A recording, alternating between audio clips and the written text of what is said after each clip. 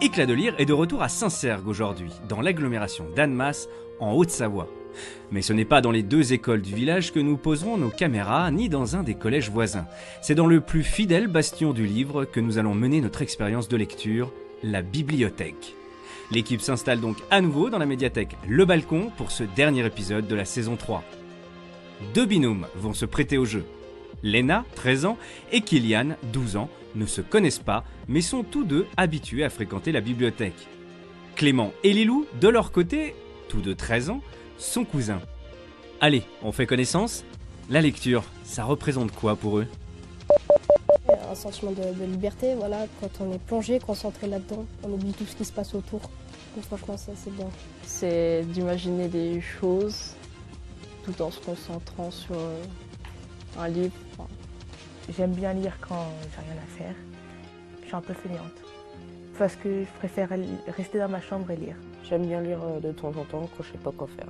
J'aime bien les genres aventure, horreur. J'aime plutôt lire des BD. Je trouve ça mieux avec les images. Je préfère tout ce qui va être mythologique ou fantastique. Je préfère ce qui est un peu imaginaire.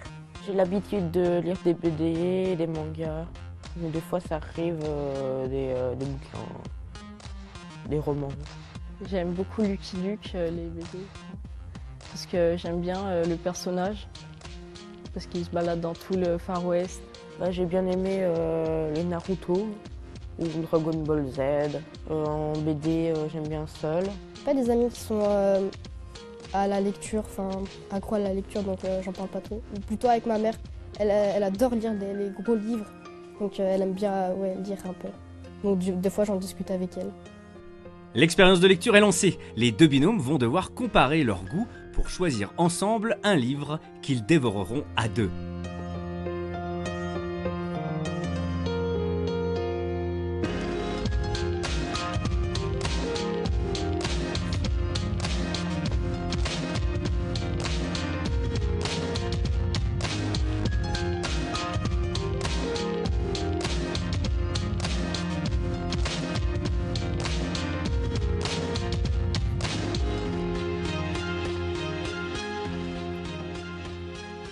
Ça raconte la guerre. Puis il y a qui est pas mal. Pas facile quand on ne se connaît pas. Claire, l'une des bibliothécaires, va pouvoir les conseiller. Il y a plein de mondes en fait parallèles qui existent. Tu veux qu'on prenne lui ? Ouais. On est bon ? Ok. L'action et l'aventure. Voilà. De l'amitié. Il y a plusieurs personnages, dont un samouraï. Voilà, bonne lecture. Merci. Attends, je regarde juste un truc. Ah, c'est le rire jaune. Oui, c'est le rire jaune. On part sur le manga alors. Ok, manga. Ça y est, leur choix est fait. Dans quelle lecture vont-ils se lancer ? On a choisi Tsubasa, un manga. C'est une sorte de BD, mais qu'on lit à l'envers. On a pris Kieri, c'est de la part du rire jaune, justement. Et un youtubeur. qui est un youtubeur sur YouTube, qui est suivi par plusieurs millions de fans.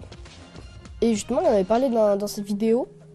Et donc du coup, vu que je l'avais jamais lu, c'était le moment où jamais. Ça a été un petit peu difficile pour choisir un livre ensemble, parce qu'on n'a pas les mêmes goûts. C'était du coup tout compliqué. Il m'a demandé si je voulais prendre et je lui ai dit oui. C'est l'histoire, on va dire, de 2 amis dont la fille va perdre la mémoire. D'enfance, oui. Et la fille va perdre la mémoire et avec son ami, ils vont parcourir plusieurs mondes pour retrouver la mémoire. Léna et Kylian se sont donc mis d'accord sur le tome 1 du manga Tsubara Reservoir Chronicle, une saga parue dans le Weekly Shonen Magazine avant d'être compilée en 28 volumes, puis adaptée en film et en série d'animation. Une puissance magique a aspiré les souvenirs et l'âme d'une princesse et les a dispersés dans plusieurs dimensions. Pour la sauver, le personnage principal va devoir récupérer chaque fragment lors d'aventures à travers plusieurs réalités. Tsubasa a été imaginé par Clamp, un collectif féminin de 4 auteurs créé à partir d'un studio d'une dizaine de copines dessinatrices et à l'origine des œuvres les plus populaires des années 90 dans tous les genres. Mais voyons comment s'est déroulée l'expérience chez eux avec leur story. J'ai donc fini le manga de Tsubasa. C'est un très bon manga. Les personnages et les dessins sont bien faits. On s'attache beaucoup à eux, c'est amusant. Je vais vous montrer un passage que j'ai bien aimé. Donc là, on voit Kurogan s'énerver, c'est très marrant. Et j'ai aussi vu l'anime. L'anime, c'est la même chose, sauf que vous allez peut-être préférer parce qu'il y a plus d'action, les passages sont différents. Et en tout cas, moi, j'ai aimé le manga et l'anime. Donc je vous le recommande.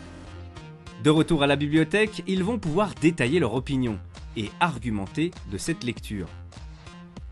Mais en parallèle, nous avions demandé à Alain, lecteur émérite et fervent usager de la bibliothèque, de lire ce manga de son côté. Il préfère largement des romans tels que Le Capitaine Fracasse, un récit de Cap et d'épée qu'il a fait lire à tous ses enfants et petits-enfants. Ils vont pouvoir confronter leur regard intergénérationnel sur cette BD japonaise. J'ai bien aimé le manga. Il y a plusieurs personnages, ils ont tous un caractère différent. On s'attache tous aux personnages. Ça a été très bien, c'était intéressant à lire, j'ai bien aimé. Si je veux être vraiment honnête, c'était une horreur. Parce que je l'ai lu 2 fois et malgré cela, à la page 138, j'étais complètement largué, si je puis me permettre cet écart de langage. Je ne savais plus qui était qui, où ça allait, l'histoire partait dans tous les sens.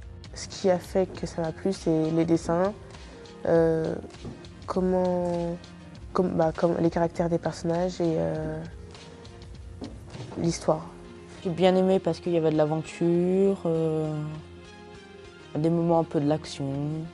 Ce que j'ai préféré, c'était le fait que ce soit, on va dire, pas réel, que ce soit de la fiction, que les personnages au départ ne se connaissent pas et qu'après ils créent des liens ensemble. La syntaxe était convenable, le découpage des bulles était pas trop difficile à suivre, mais c'est la liaison bulle-vignette, je dirais, et puis surtout l'ensemble de l'histoire où c'est vraiment un petit peu tortueux. C'est particulier les mangas, ça se lit à l'envers.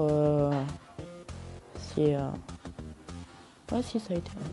Ça pourrait s'adresser à des personnes de mon âge ou même des personnes un peu plus grandes. Enfin, il n'y a pas d'âge pour lire pour moi en tout cas, ce genre de livre.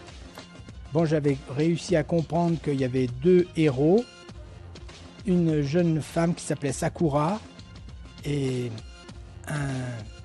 son amoureux à qui elle ne l'a jamais dit, qui s'appelle Charlotan ou quelque chose comme ça, et puis qu'ils partent dans des voyages un petit peu bizarres, jusqu'à ce qu'elle perde complètement sa mémoire en fonction de plumes qu'il fallait retrouver. Lesquelles plumes je n'ai jamais retrouvées. En conséquence de quoi, vous imaginez mon désarroi. Les personnages, ils sont attachants et du coup, j'aime bien ça et j'arrive à, on va dire, un peu me retrouver aussi dans les personnages. Dès que j'ai fini le premier tome, j'avais hâte de lire un peu la suite. J'étais aussi fière de le terminer. Quand j'ai fini le livre, j'avais envie de lire le prochain bouquin, savoir ce qui se passe après, s'ils arrivent à finir leur quête. Voilà. Pour ne pas mourir idiot, j'ai recommencé la lecture complète.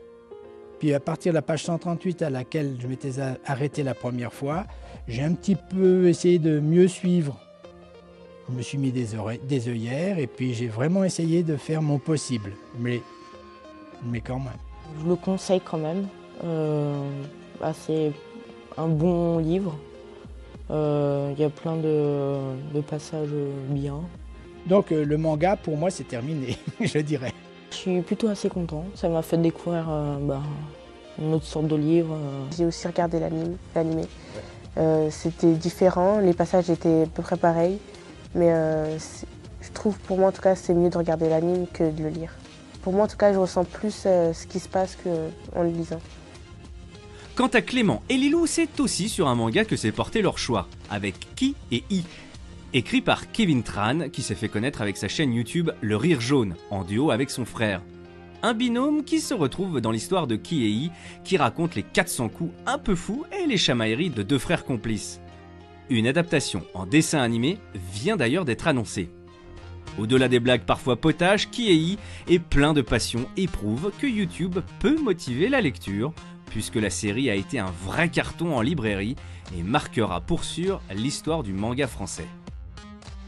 Du coup, je suis toujours en train de lire le fameux livre donc Kiei, qui a été créé par le Rire Jaune, si je ne me trompe pas.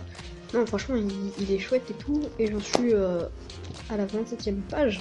Franchement, pas mal. J'aime bien l'univers qui est créé justement et tout, et je ne suis pas seule, je suis avec mon petit thé.